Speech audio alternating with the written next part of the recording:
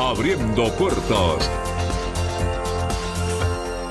Y continuamos en Abriendo Puertas conversando con el diputado ante la Asamblea Nacional, Luis Eduardo Martínez. Vamos a hablar sobre las migraciones. Y esto a propósito de que los venezolanos han sido y están siendo maltratados en el exterior. Recientemente hubo un incidente en Perú contra la Vinotinto.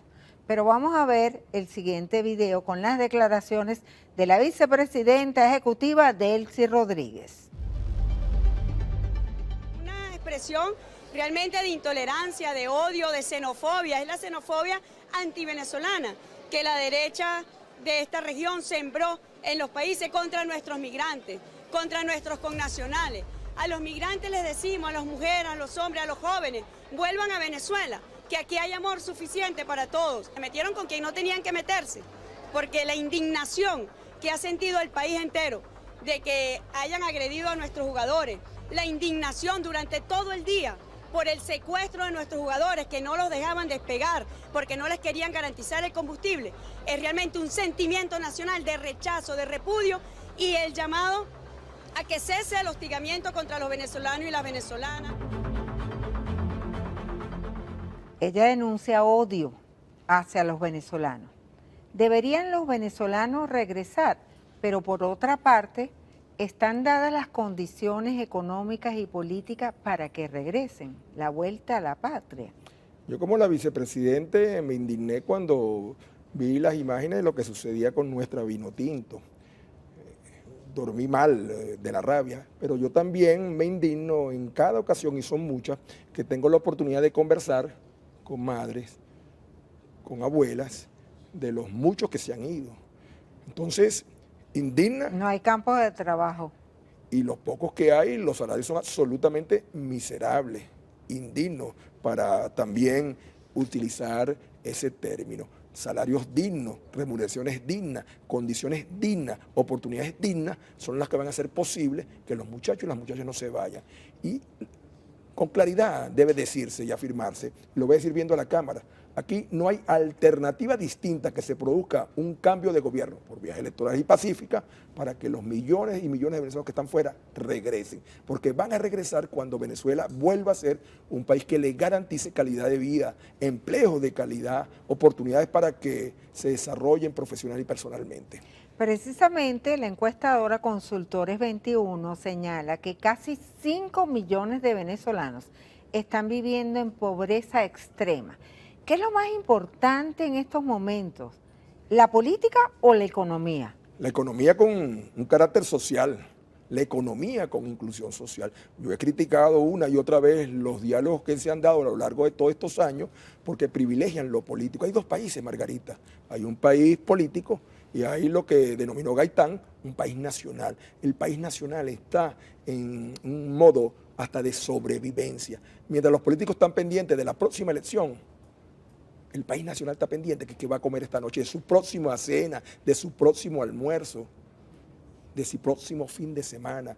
Así que aquí hay que darle prioridad absoluta en lo económico, pero hago la acotación con un gran sentido social. Hay que hacer todo lo necesario para prontamente aumentar los sueldos, salarios, jubilaciones y pensiones. Más de 600 días llevan los venezolanos sin un aumento, un incremento del salario mínimo. Mira, solo la política de los bonos. A pesar de que no debería hacerlo en público.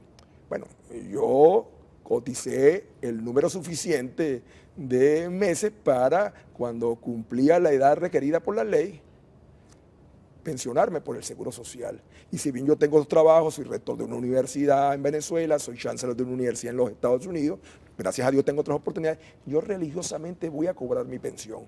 Ayer yo cobré la pensión con los aguinaldos. Cuando yo cobré los 675 bolívares, me lo entregó el cajero del banco, no voy a decir el nombre para no hacerle propaganda gratis, y salí, me monté en mi camioneta y conté 675 bolívares, lo dividí entre la tasa de cambio del Banco Central. Otra vez me dio una gran indignación. ¿Y qué puede hacer un jubilado, un pensionado con esta cantidad en diciembre?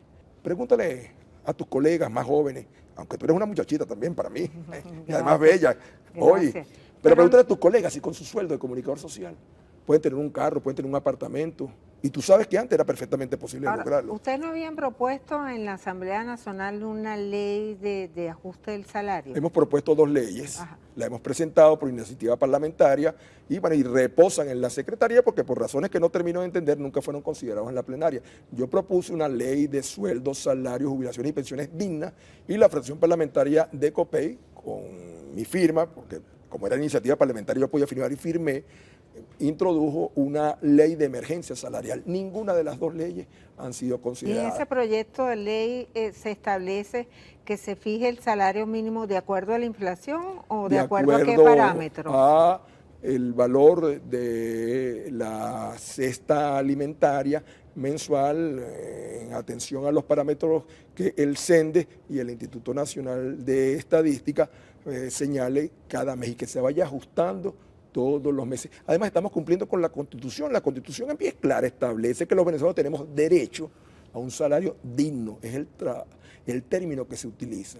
Entonces yo creo, cuando a mí me preguntan, si tú eres presidente de la República, como espero serlo, ¿cuál sería tu primera medida? Otra vez lo digo viendo las cámaras. Mi primera medida será, sin ninguna duda, ajustar hasta montos dignos el salario, los sueldos, las jubilaciones y las pensiones. Porque no hay manera de reactivar la economía venezolana si no hay capacidad de compra. Eso es un círculo virtuoso que se va a dar. Mejores salarios, más ingresos, más capacidad de compra, más demanda y por lo tanto mayor productividad y un relanzamiento de la economía. La economía venezolana, bueno, lo hemos oído muchas veces, no puede seguir dependiendo nada más de la actividad petrolera. Tiene su propia dinámica y dentro de esa dinámica el tema sueldos, salarios, jubilaciones y pensiones es fundamental. Ahora, en una sola palabra, si me puede definir a las siguientes personas. Henry Ramos Ayub. Ex ADECO. Jorge Rodríguez. Presidente de la Asamblea Nacional, buen psiquiatra. Carlos Próspero. Amigo mío. Elvis Amoroso. Presidente del CND, compañero de estudios, hicimos juntos un doctorado. Según los acuerdos de Barbados, ya está establecido un cronograma electoral para las elecciones presidenciales. Una aproximación. Sería en el segundo semestre del próximo año. Se habla incluso de una fecha 13 de octubre. Domingo del 2024. Ok. En Barbados se estableció que solo serían elecciones presidenciales, pero de aquí en el camino pueden pasar varias cosas y de repente podrían ser elecciones generales. ¿Estaría de acuerdo en elecciones generales o solo presidenciales? Esta es una opinión personal, no es la opinión de los partidos con los cuales comparto mesa en el Parlamento, ni mucho menos de mi organización. Mi opinión personal es que cada elección tiene que individualizarse tanto como sea posible para que el elector vote efectivamente por alguien de carne y hueso.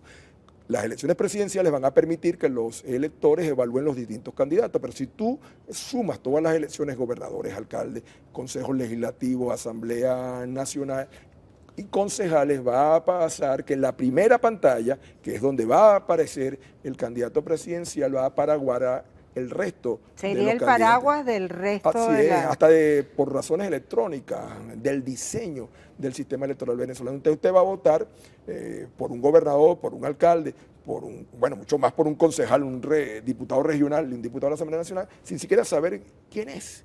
Mi opinión es que tenemos que elegir el año que viene el presidente de la República y en los meses posteriores elegir, ojalá que fuera posible, segmentar las elecciones de cada una de las distintas instancias del poder público que va a ser sometido a la consulta popular. Ahora, ¿qué pasaría si el Consejo Nacional Electoral a principios de enero o febrero del próximo año ya establece un cronograma electoral y las elecciones son para mediados del año? Si las quieren poner para mañana, que las pongan. Nosotros estamos preparados para ello. Cuando digo nosotros, digo el partido en que milito y los partidos que empiezan a acercarse al rol nuestro para apoyarnos. Porque además, Venezuela necesita obligatoriamente que se produzca un cambio urgente de gobierno para poder salir de esta crisis que agobia a todos. Esperar hasta enero del año 2025 es casi criminal para quienes tienen los muchachos fuera, para quienes cobran salarios de hambre, para quienes cobran migajas de pensiones, para quienes mueren de mengua en los hospitales. No hay tiempo. Ese es un tiempo que los políticos se toman. Por eso es que yo estoy absolutamente convencido que mientras más temprano sea, mejor, que se produzca una definición y que además Venezuela pueda exhibir al mundo que tras una elección, digamos que medianamente transparente, y hago esta precisión porque si yo marco ahora el teléfono de Mar-a-Lago y pido que me pasen con la caballa de Donald Trump y le pregunto qué opina de las elecciones presidenciales de Estados Unidos hace unos 2 años atrás, me va a decir, eso fue una trampa. Así que lo que tenemos que prepararnos somos nosotros para que por encima de cualquier circunstancia podamos ganar las elecciones presidenciales con el rechazo amplísimo que tiene esta gestión de gobierno. Hoy, mañana o pasado mañana, eso no va a cambiar. El gobierno va a ser derrotado. Nicolás Maduro es derrotable, y es derrotable sí, electoralmente y pacíficamente para garantizar que haya la mayor gobernabilidad en los próximos años y adicionalmente a eso para garantizar que todos, sin excepción, podamos juntos hacer de Venezuela el país que queremos, el mejor país del mundo. Una última pregunta y me gustaría que me respondiera sí o no. ¿Hay posibilidad de que toda la oposición se una con miras a las elecciones presidenciales? Sí, mayúscula, sí. Bueno, muchísimas gracias al diputado Luis Eduardo Martínez por acompañarnos. Encantadísimo Un de estar contigo placer otra vez. tenerlo aquí en Abriendo Puertas.